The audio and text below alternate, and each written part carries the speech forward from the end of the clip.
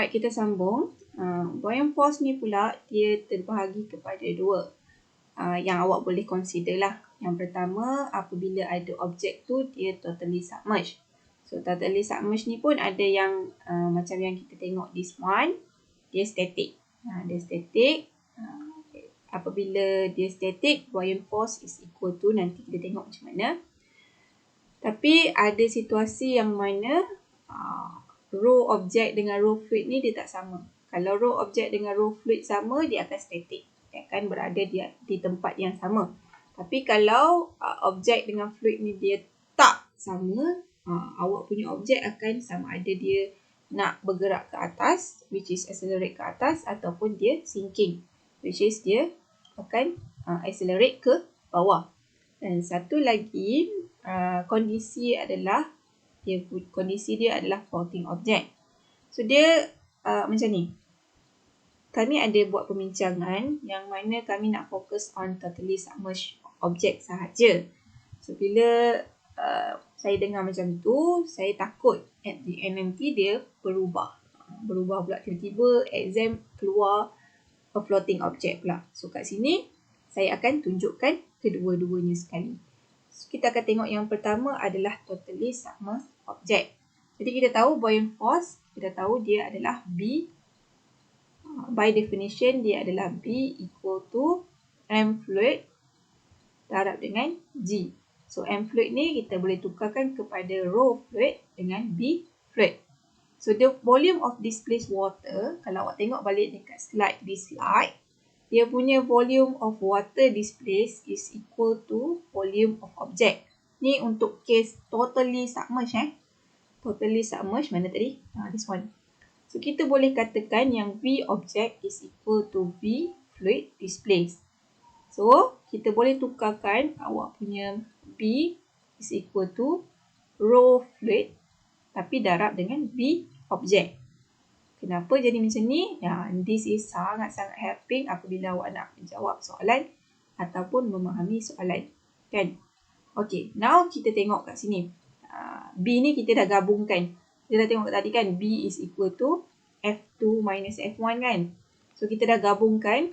So now dekat your object tinggal, kalau kita lukis dia akan ada B ke atas dan MG ke bawah. That's why awak ada your punya Fnet is equal to B minus Mg. So Fnet ni awak punya kondisi lah, kita dah tahu yang Fnet awak, summation of Fnet is equal to Ma. Right. Ni M object lah. M object A. Tapi kat sini kita dah tahu yang dia, awak punya Fnet ni adalah equal to Ma. So dia bukan equal to 0 sebabnya dia ke atas dan ke bawah. Alright. So kita gantikan B sebagai rho fluid, B object, G minus rho object, B object G, dan keluarkan V fluid minus rho fluid minus rho object darab dengan V object G. So this is your Fnet, which is equal to M object A. Macam itulah. Jadi kalau keadaan ia apabila V object lebih kecil daripada V fluid. Okay, V object lebih kecil daripada fluid. So this one is akan jadi positif. So rho fluid minus rho object, this one akan jadi positif. So awak punya Fnet pun akan positif. So bila Fnet awak positif, awak bahagi dengan M0, awak punya A akan positif. So A positif, direction dia adalah upward. Ingat untuk kelas saya, upward ke atas dia akan positif, ke kanan dia akan positif. Kalau ke bawah atau ke kiri dia akan jadi negatif. Okay.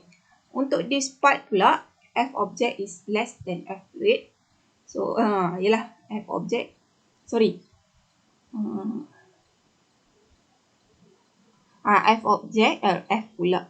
Rho object lebih besar daripada rho fluid. So rho fluid tolak rho object, awak akan dapat dia negatif. So bila this one negatif, Fnet awak pun akan jadi negatif. So A awak akan jadi negatif. So, bila A negatif, dia akan going downward. Downward. This is happen apabila row object tak sama dengan row fluid. Kalau row object sama dengan row fluid, this part akan jadi 0 dan awak punya object is floating in this part. Okay. Alright. Kita akan tengok keadaan di mana objek tu dia separa tenggelam. So, floating object. So, dekat sini, V fluid displaced takkan sama dengan V object. Walau bagaimanapun, kalau awak tengok kat sini, contoh this is H. Ni ketinggian dia H.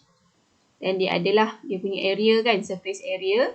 Which is ke dalam ni, dia ada surface area. So, awak punya V objek yang tenggelam ni, V bahagian tenggelam, volume bahagian yang tenggelam adalah sama dengan volume V fluid displaced. Kena ingat tu. This one penting. Volume bahagian yang tenggelam akan sama dengan V fluid displaced. So, kat sini, disebabkan dia floating, dia pun tak bergerak ke atas dan dia tak bergerak ke bawah. So, awak punya Fnet is equal to 0. So, dekat situasi ni barulah P is equal to M objek G. Berat objek darabkan G.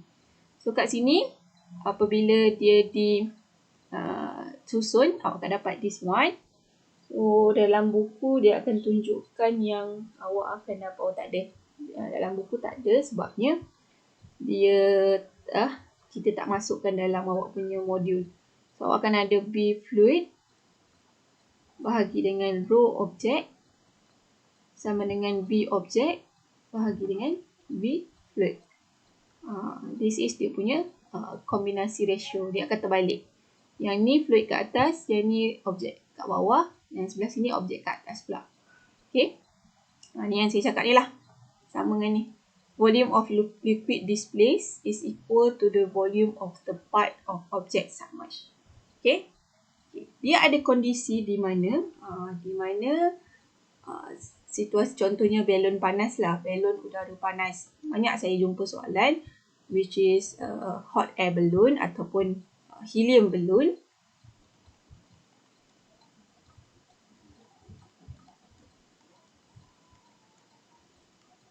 Okay, helium balloon. Alright. So,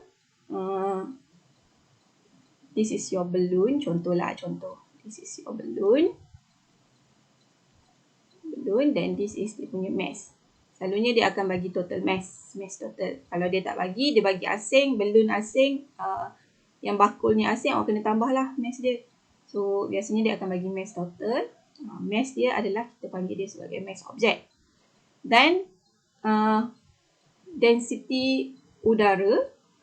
Density udara is, density udara, yang ni constant awak kena ingat. Density udara adalah 1.29 kg per meter cube.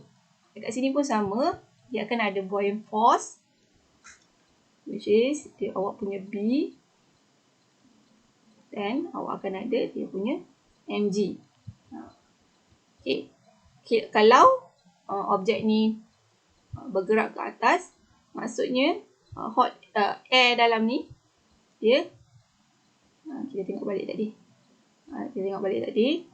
Kalau dia bergerak ke atas, maksudnya hot air. Yang ni awak kena guna density. Yang kat sini dalam ni, dia adalah density of hot air. Dia akan jadi density of object. Okay. Dia termasuklah density of hot air campur dengan density of semua ni. So, density of hot air, kalau dia moving upward, your hot air should be less than density of air. Kalau dia moving upward. Okay. Kalau dia moving downward, awak kena tahu yang this one, kalau lebih kecil daripada air, A awak positif. So, dia upward. Dan kalau row of air lebih besar daripada row of hot air, lebih besar pula, lebih kecil daripada row hot air, awak punya A ni dia turun. Sebab tu dia guna what we call, dia panaskan udara kat dalam this one. Alright? Sama juga dengan helium of balloon. Lepas tu ada satu lagi situasi di mana apabila this balloon dia rise upward, awak punya pressure akan decrease, kan? Pressure makin tinggi makin decrease, kan? Makin rendah, kan? So pressure awak decrease. So awak kena ingat dalam Buck modulus, kalau kita bawa objek daripada pressure yang tinggi ke pressure yang rendah, awak punya volume akan increase. Alright.